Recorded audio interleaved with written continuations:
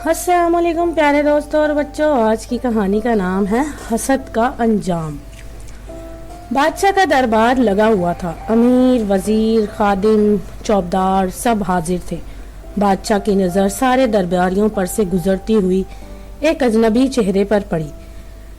ये एक देहाती किसान था जो शाही बावर्ची के हुक्म पर मोतबर के लिए गांव से ताज़ा फल, सब्जियां, खास दूध, मक्खन और शहद लेकर आया था।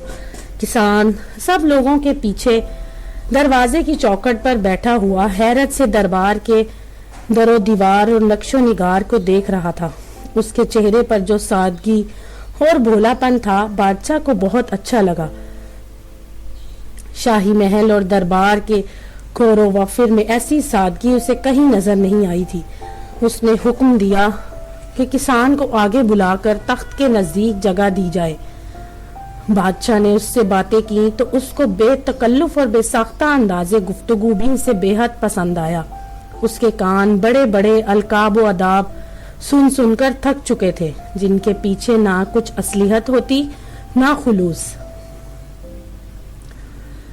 किसान की बातें असलियत और खुलूस से पुर थी। जो उसके दिल में था वही उसकी जुबान पर था। ठीक ही कहा जाता है कि जो बात दिल से निकलती है दिल पर असर डालती है। बादशाह उससे बहुत मुतासिर हुआ।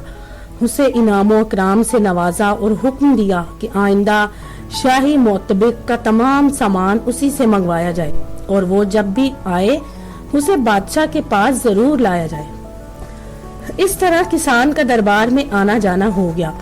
वो जब भी आता बादशाह बाकी सबसे गाफिल होकर उसकी बातों में मोहनमिक हो जाता और हमेशा उसे इनाम देकर रुखसत करता। ये देखकर दरबारी किसान से जलने लगे। खास तौर पर वजीर आजम के दिल में सख्त हसद पैदा हो गया और उसने दिल में ठान ली कि वो बादशाह को किसान से बदजन करके रहेगा। वजीर बहुत अयार और मक्कार आदमी था। एक रोज जब किसान गांव से आया तो बड़ी खंदा पेशानी से आगे बढ़ा और उसे गले लगाया। उसने उसकी बहुत तारीफ और तौसीफ की और बताया कि बादशाह की तरह वो भी उनकी बातों का बहुत गर्विदा है। उसने कहा कि बादशाह सलामत के आने में अभी देर है। मुझे खुशी होगी अगर तुम मेरे यहाँ चलो और खाना मेरे साथ खाओ। किसान सादा लो इंसान था, फौरन मान गया। वजीर किसान को अपने महल में ले गया, जिसकी शानो शौकत और ज़ेबाइश और आराइश देखकर किसान की आंखें फटी की फटी रह गई। वजीर ने उसके आगे अनवाहो इकसाम के खाने चुनवा दिए। साथ ही उसके बावर्ची को हिदायत की कि जिस खाने को किसान ज्यादा रगाबत से खा रहा हो उसमें किसी बहाने से लहसुन की मिकदार बढ़ा दे। चुनाचे बावर्ची थोड़ी थोड़ी देर में चक्कर लगाता रहा और जब उसने देखा कि किसान एक खाने को ज्यादा शौक से खा रहा तो एक कटोरी में लहसुन की चटनी लेकर आया और किसान की रकाबी में डालते हुए कहा, लीजिए अब देखिए इसकी लज्जत कितनी बढ़ गई है। खाने के बाद किसान को बावर्ची और चंद मुलाजमों से बातों में लगाकर चलाक वजीर खुद बादशाह के पास जा पहुंचा और कुछ देर इधर उधर की गुफ्तगू करने के बाद बताया कि आज किसान भी गांव से आया हुआ है। बादशाह बहुत खुश हुआ और उसे पेश करने का हुक्म दिया। वजीर फौरन तामील के लिए उठा, मगर जाते जाते उसने बादशाह से अलैदगी में कुछ खुसर फुसर की।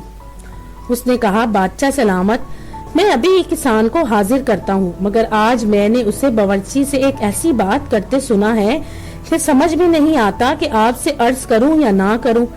बादशाह ने कहा, वजीर दानिशमंद, जरूर हमें बाखबर किया जाए।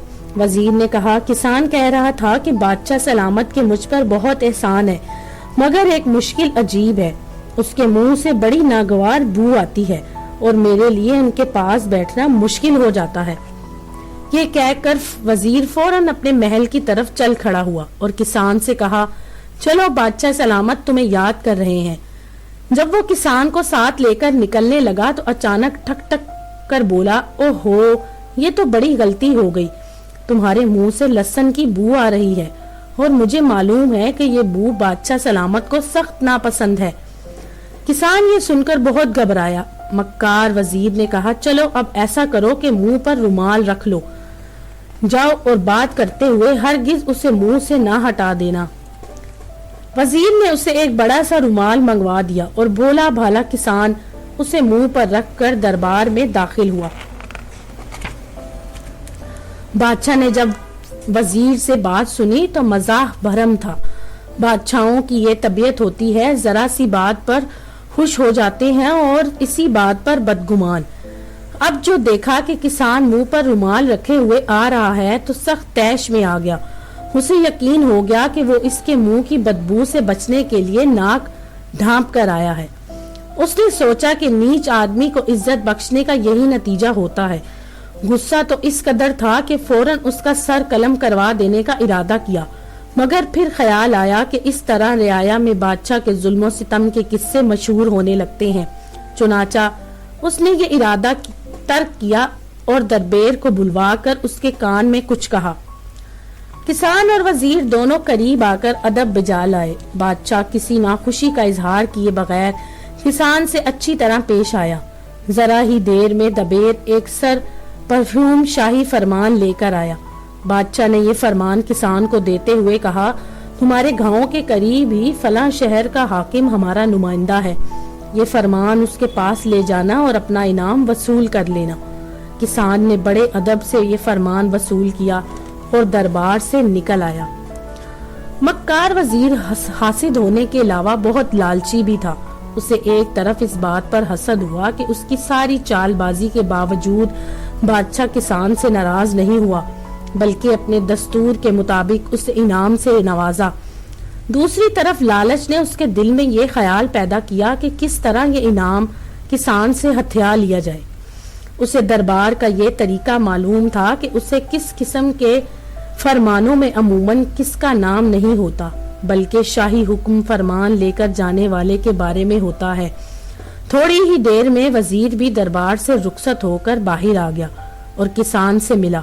उसने कहा, देख, आज मेरी नसीहत पर अमल करके तुम्हें कितना फायदा हुआ। अगर तुम मुंह पर रुमाल ना रखते और बादशाह को लहसुन की बू आ जाती तो तुम्हें इनाम की बजाय सजा मिलती। सादा दिल किसान ने वाकई उसे अपना मोहसिन समझकर उसका शुक्रिया अदा किया। जरा रुक कर वजीर ने कहा, अब मैं तुम्हें एक मशवरा और देता हूँ। जिस हाकिम के पास तुम्हें भेजा गया है वो बड़ा जालिम और सख्त गिर है। मुझे डर है कि उसके दरबान तुम जैसे देहाती को दरबार में पहुंचने ही नहीं देंगे और कोई ना कोई तुम पर ये फरमान छीन कर खुद इनाम वसूल कर लेगा। बल्कि मुझे तो वहां तुम्हारी जान का भी खतरा नजर आता है। किसान ये सुनकर डर गया और पूछा, तो फिर आपका मशवरा क्या है? वजीर ने कहा, देखो, मैं इन दरबारियों से अच्छी तरह वाकिफ हूँ। अगर तुम पसंद करो तो मैं तुम्हें 500 दरम यही दे देता हूँ। ये फरमान मुझे दे दो, मैं खुद इस इनाम की वसूली का बंदोबस्त कर लूंगा। किसान ने यह सुनकर इत्मीनान का सांस लिया। हाकिम के दरबार में जाने से उसे एक अनजाना सा खौफ महसूस हो रहा था। उसके लिए 500 धर्म भी बड़ी चीज थे। चुनाचे उसने वजीर की बात मान ली और धर्म लेकर खुशी खुशी अपने गांव चला गया। चालाक वजीर फरमान हासिल करके बहुत खुश हुआ और जल्द सवारी का इंतजाम करके उस शहर के हाकिम के पास पहुंचा। हाकिम वजीर को जानता था, इसलिए बहुत अच्छी तरह पेश आया और वजीर के हाथ से शाही फरमान लेकर खोला। उसको पढ़ते ही हाकिम का रंग उड़ गया और माथे पर पसीने के कतरे नमूदार हो गए। लिखा था, जो ही ये फरमान तुम्हें पहुंचाया जाए, फौरी तौर पर लाने वाले का सर कलम करके हमें तामील की इतला दो। वजीर को मालूम हुआ तो बहुत घबराया। उसने कोशिश की कि हाकिम को रिश्वत देकर कहीं रूपोश हो जाए, लेकिन हाकिम ने कहा कि मैं बड़े दरबार में फरमान वसूल करके खोल चुका हूँ। अब अगर बादशाह के हुक्म से सरताबी करता हूँ तो बादशाह खुद मेरा सर कलम कर देगा। चुनाचे इसने फौरन जल्लाद को बुलाया और वजीर का सर उड़ा दिया गया। बादशाह को इत्तला मिली तो वो हैरान हुआ कि किसान की जगह वजीर उसका फरमान लेकर कैसे हाकिम के पास पहुंचा। उसने किसान को बुलवाया और सारा किस्सा मालूम हुआ तो उसे वजीर की मक्कारी पर बहुत गुस्सा आया। उसने किसान को मजीद इनामो अकराम से नवाजा और कहा, हसद का यही अंजाम होना चाहिए। तो दोस्तों, अगर आपको ये कहानी पसंद आई तो मेरे चैनल को लाइक और सब्सक्राइब जरूर कीजिएगा।